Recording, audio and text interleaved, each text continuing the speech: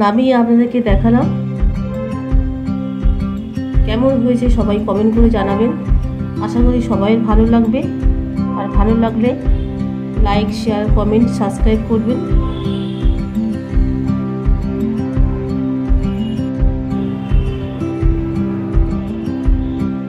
এখানে আমি মসুর ডাল নিয়েছি।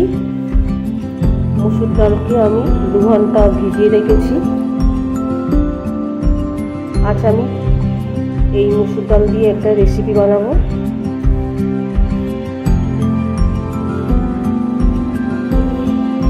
তো অনেকটাই ভিজে গেছে। এটা মিক্সিতে আমি এটা বেটে নেব। তো আপনারা এটা শিলপাটায় বাটতে পারেন। তো আমি এটা সময় কম বলে আমি মিক্সিতে এটা পেস্ট করে নেব।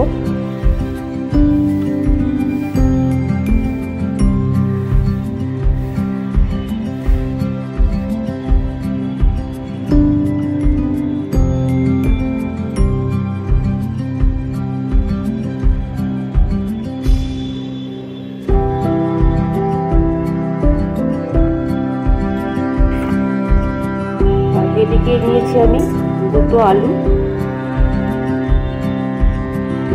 স্কোয়ার করে কেটে নিয়েছি।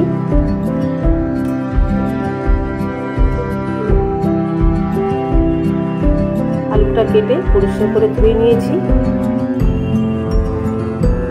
এটাকেও সাইড করে রেখে দেবো। আর এদিকে নিয়েছি ধনেপাতা কুচিয়ে নিয়েছি।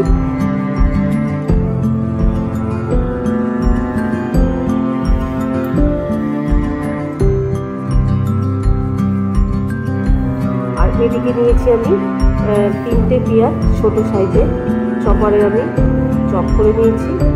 4টে কাঁচা লঙ্কা চিড়ে রেখেছি। আর রসুন আমি চপারে চপ করে রেখেছি। আর আদা আমি 1 চামচ মতন বেটে নেব, সেটা পরে দেখাবো আপনাদেরকে। ডালটাকে এবার আমি পেস্ট করে নেব। জল দিয়ে আমি পেস্ট করে দেব।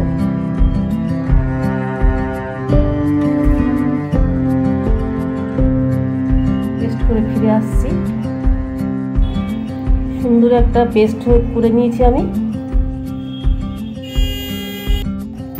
কড়াতে জল বসিয়ে দিয়েছি। আলুগুলো সিদ্ধ করে নেব।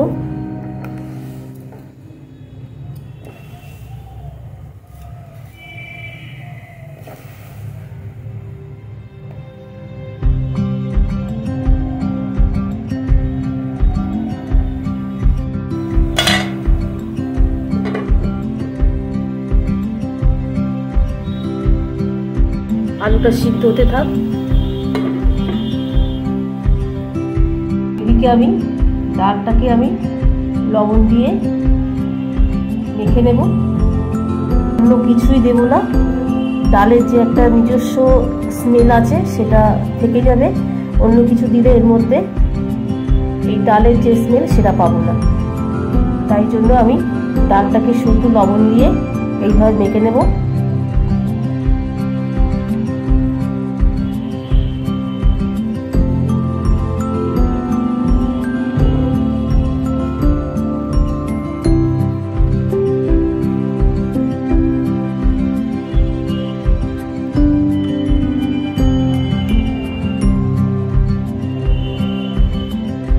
ডালটাকে সুন্দর করে আমি ফেটিয়ে নিয়ে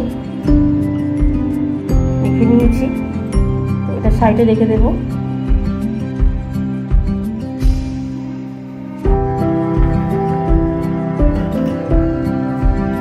আলু সিদ্ধ হয়ে গেছে, এবার নামিয়ে নেব।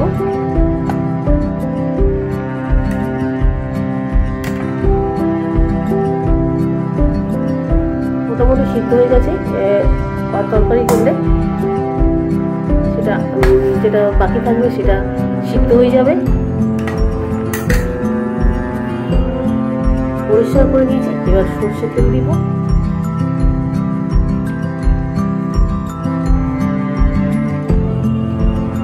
পরিমাণ মতো সরষে তেল দিলাম। গরম হতে থাক। তেলটা আমার গরম হয়ে গেছে। এবার আমি বড়াগুলো তুলে নেব। প্রথমে আমি একটাই দিলাম, যেহেতু তেলটা অতিরিক্ত গরম হয়ে গেছে, তো আমি একটা প্রথমে ভেজে নিয়ে তুলে দিই।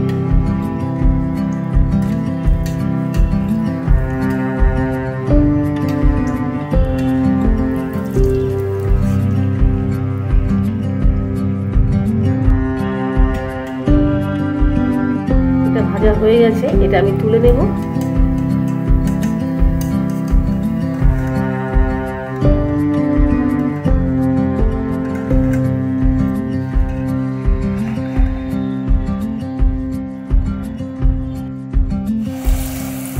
এইভাবে সব বড়া কটা ভেজে নেব।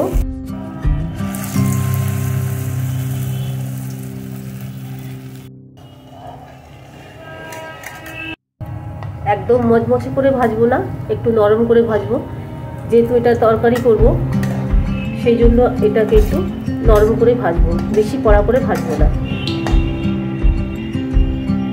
ভাজা হয়ে গেছে, এগুলোকে তুলে নেব।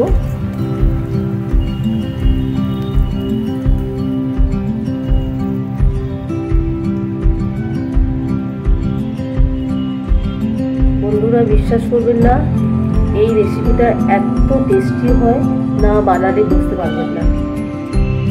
তো আপনারা বিশ্বাস করুন, এটা বানিয়ে খাবেন, তো তারপরে আমাকে কমেন্ট করে জানাবেন যে কতটা টেস্টি হয়।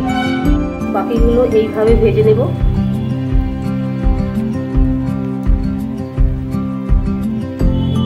বানাবেন আর এটা শুধু শুধুই খেয়ে নেবেন, এতটা টেস্টি হয়।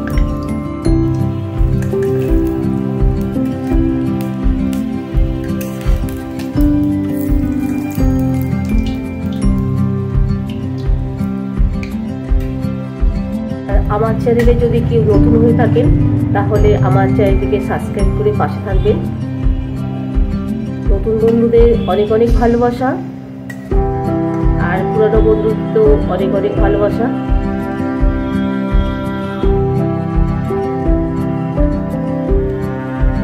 আপনাদের যে মূল্যবান কমেন্টগুলো করেন, তো পড়তে সত্যি খুবই ভালো লাগে।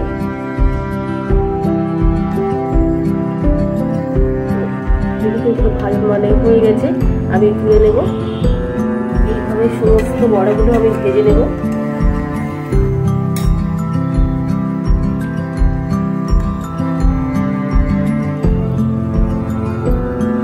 এভাবে আমি সব একে একে ভেজে নেব।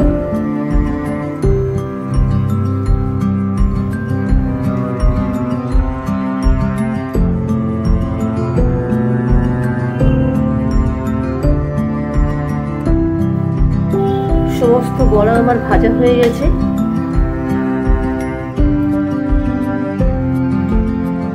ওই তেলের মধ্যে আমি আরেকটু সরষের তেল দিয়েছি, তো তেলটা কমে এসছে, তো আমি আরেকটু সরষের তেল দিয়ে তেলটাকে গরম করছি।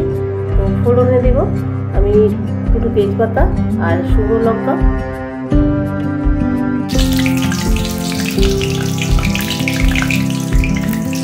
এদিকে নিয়েছি লবণ, এটা ধনিয়ার গুঁড়ো আর লঙ্কার গুঁড়ো, জিরের গুঁড়ো, আর রয়েছে হলুদের গুঁড়ো। প্রথম আমি আলুটাকে ভেজে নেব।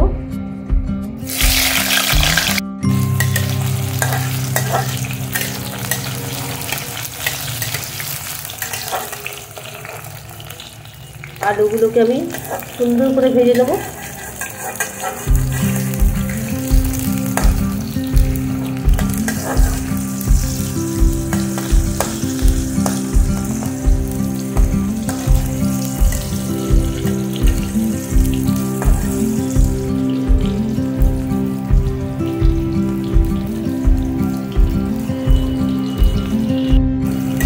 আলু ভাজা হয়ে গেছে, আবার দিয়ে দেবো চপ করা পেঁয়াজ।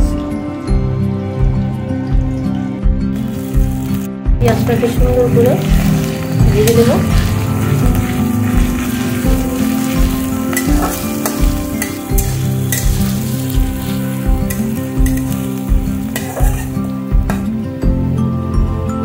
এই পর্যায়ে লবণ দিয়ে দেব,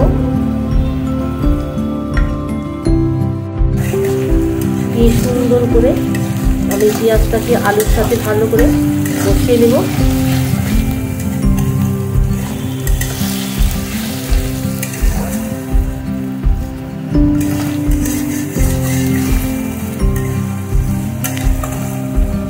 এক চামচ রসুন চপ দিয়ে দেবো, চপ করা রসুন সেটাকে দিয়ে দিলাম।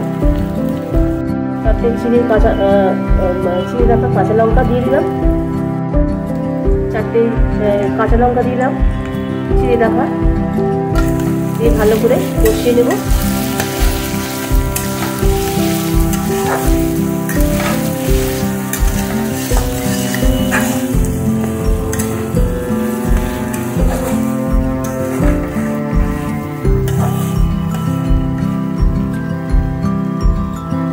সমস্ত মশলাগুলো আমি জলে গুলে নেব।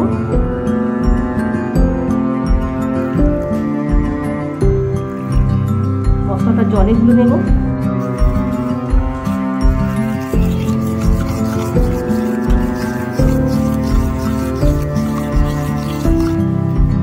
মশলাগুলো কষানো হয়ে গেছে, এবার দিয়ে দেবো 1 চামচ আদা বাটা, 1 চামচ আদা বাটা দিয়ে দেবো। আবারও ভালো করে কষিয়ে দেব।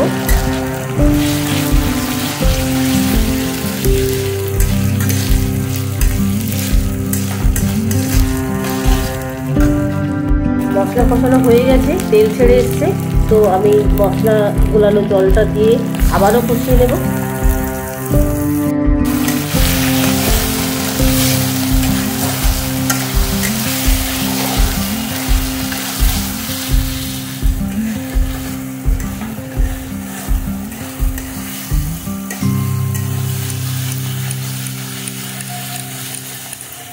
মশলা কষানো হয়ে গেছে, এবার বাটি মশলা ধোয়া জলটা আমি দিয়ে দেব।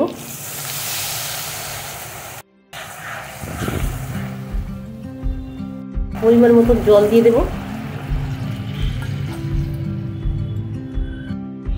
এখানে পর্যাপ্ত পরিমাণে জল দিতে হবে, যেহেতু বড়া জল তো বেশি করে থাকবে, তো ফুটে উঠলে আমি বড়া ভাজাগুলো দিয়ে দেব।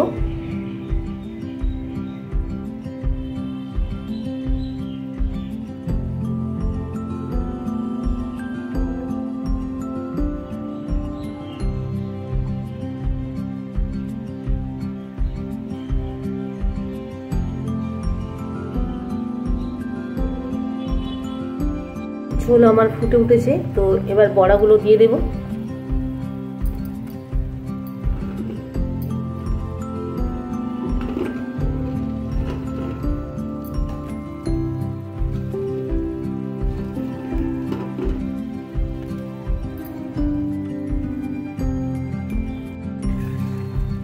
দিয়ে এইভাবে ভালো করে মিশিয়ে দেব।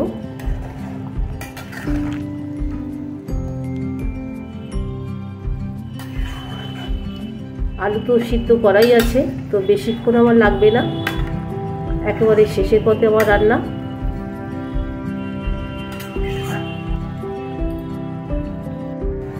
শেষে গরম মশলা দিয়ে আমি নামিয়ে নেব।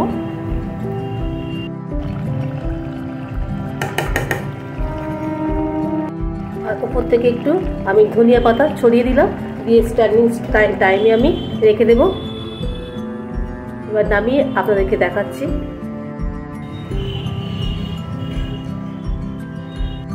আজ আসি, আবার অন্য কোনো দিন একটা রেসিপি নিয়ে হাজির হব। সবাই ভালো থাকবেন, সুস্থ থাকবেন।